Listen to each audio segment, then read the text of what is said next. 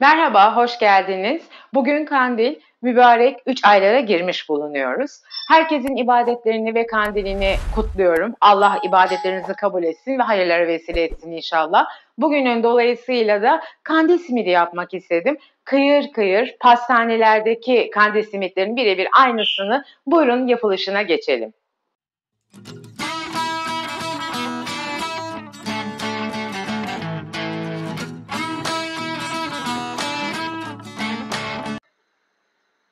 Şimdi önce ocağımıza tavamızı aldık. Şöyle bir paket kadar susamım var. Susamımızı biraz rengi dönene kadar kavuruyoruz. Güzelce kahverengileştiriyoruz. Evet, susamlarımızın rengi döndü. Sürekli karıştırarak yanmasına müsaade etmeden şimdi altını kapatıyoruz. Sürekli karıştırıyoruz. Susamımız hazır. Evet arkadaşlar, öncelikle oda sıcaklığında 125 gram tereyağımız var. Arzu ederseniz siz margarin de kullanabilirsiniz. Ben tereyağı tercih ediyorum. Yarım çay bardağı kadar da sıvı yağımız, ayçiçek yağımız var. 2 yemek kaşığı yoğurdum var. Bütün malzemeleri kasemize alıyoruz. 1 yemek kaşığı kadar sirkem var. Elma sirkesi ya da üzüm sirkesi fark etmez. Arzu ettiğiniz olabilir. 1 tatlı kaşığı tuzum, 1 tatlı kaşığı şekerim ve 1 tatlı kaşığı da hamur kabartma tozumuz var. Hamur kabartma tozunu komple bütün paketini kullanmayın arkadaşlar. 1 tatlı kaşığı kadar. Çok fazla kabarmasını istemiyoruz çünkü. Bir yumurtamın beyazını ayırdım. Sarısını karışımın içine koyuyorum. Çok kolay yapılışı aslında. Benim evimde mahlep kalmamış. Siz o pastane poğaçasının kokusunu, tam kokusunu arzu ediyorsanız mahlep alıp koyabilirsiniz. Ben yeni fark ettiğim için mahlep koyamıyorum. Mahlepin tek özelliği koku katmak arkadaşlar. Ben şimdi mahlepsiz yapacağım. Mahlebi olmayanlar da benim gibi mahlepsiz yapabilirler. İyice elediğim 3 su bardağı kadar unum var. Bunu tamamen koyuyorum. Unu biliyorsunuz yavaş yavaş ilave etmekte fayda vardır. Ama bu normalde 3,5 su bardağıyla yapıldığı için ben 3 su bardağımı alıyorum. Daha sonra da bir yarım su bardağı kadarını ayırıp yanıma koydum. Güzelce karıştıracağım. Tereyağları da içinde bütün olduğu için elimle şimdi karıştırmaya başlayacağım. Gerekirse diğer unumu da ilave edeceğim. İşte bu kadar arkadaşlar. Bu kadar kolay ve pratik.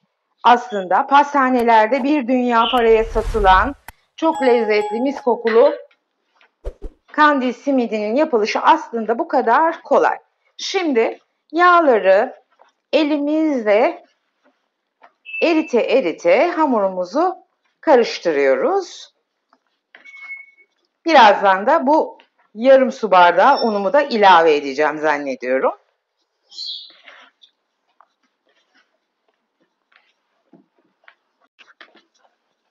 Evet arkadaşlar, hamurum çok güzel toparladı. Gördüğünüz gibi her zaman diyoruz unu yavaş yavaş koymakta fayda var diye. Bu 3 su bardağı unum yeterli geldi arkadaşlar. Hamurum istediğim kıvama geldi. Dolayısıyla bu yarım su bardağı unumu kullanmıyorum.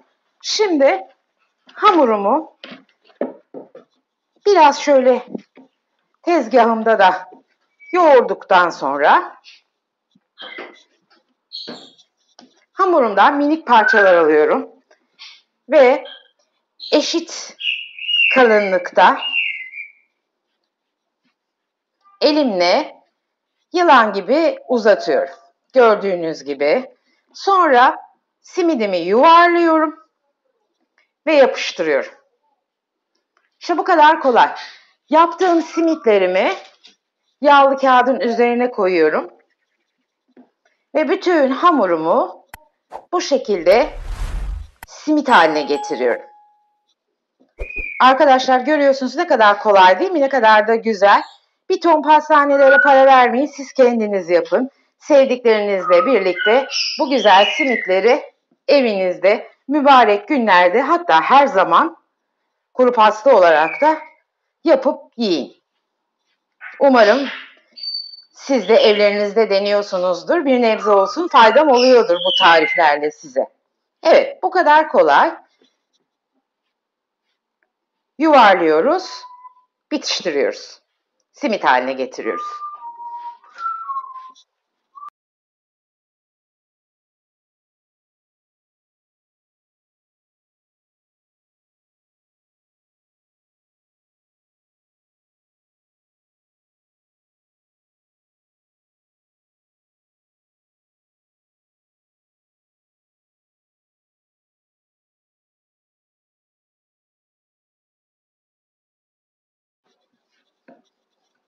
Evet, bir tepsimi simit şekli verdim. Bir tepsimi de şöyle daha farklı yapmak istiyorum.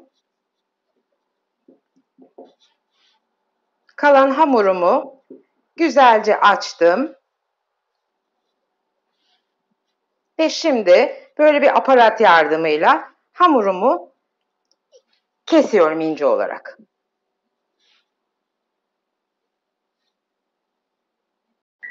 Şimdi bu kestiğimiz hamurların bir bölümünü, bir kısmını yumurtaya buluyoruz. Üzerine de susama batırıyoruz. Bütün hamurlarımızı bu işlemden geçirip susamlıyoruz ve yağlı kağıda geçiriyoruz. Bu da çok güzel oluyor arkadaşlar. Aynı lezzet farklı bir şekil. Belki daha kolayınıza gelebilirdi. Bunu da size göstermek istedim. Susamlı tuzlu kurabiye neticede. Bütün hamurları bu işlemden geçirip tepsimize diziyoruz. Bir tepsimin şeklini bu şekilde verip susamladım. Şimdi geldik simitlerimize. Simitlere de aynı işlemi yapıyoruz. Yumurta akına batırıyoruz. Arkasından da susamlara batırıyoruz. Yumurta akı ve susam. Her tarafını susamlayıp tepsimize geri koyuyoruz. Bu arada ben fırınımı 180 derecede ısıttım. Fırınım da bir yandan ısınıyor. Beni buraya kadar seyreden bütün izleyicilerime çok teşekkür ediyorum. Umarım faydalı olabilmişimdir. Umarım tarifimi beğeniyorsunuzdur ve evlerinizde deniyorsunuzdur. Ama kanalıma abone olmayı ve bildirim zilini açmayı, videomu beğenmeyi de lütfen unutmayın. Bana desteğiniz olması için bu ve benzer videoların tekrarını, devamının çekilebilmesi için sizin desteğinize gerçekten ihtiyacım var. Beğenileriniz, yorumlarınız, küçük bir emoji bile olsa çok çok değerli. Hatta eğer tariflerimi beğeniyorsanız sevdiklerinizle paylaşarak, sosyal medyanızda paylaşarak da bana çok güzel katkı sağlarsınız. Tekrar teşekkür ediyorum bana olan desteklerinize ve beni izlediğiniz için. Şimdi bütün simitlerimi susama buladıktan sonra tekrar söylüyorum 180 derece önceden ısıttığım fırına simitlerimi yolluyorum.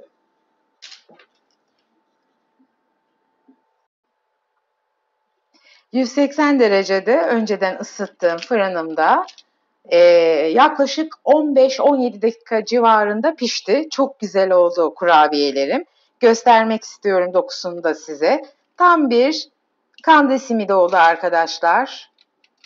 Çok lezzetli, çok kolay, çok pratik. Siz de kandil simitlerinizi lütfen evinizde kendiniz yapın. Toplamda yapımı yarım saati bulmuyor. Çok lezzetli oluyor. İster mahlepli, ister mahlepsiz olarak yapabilirsiniz.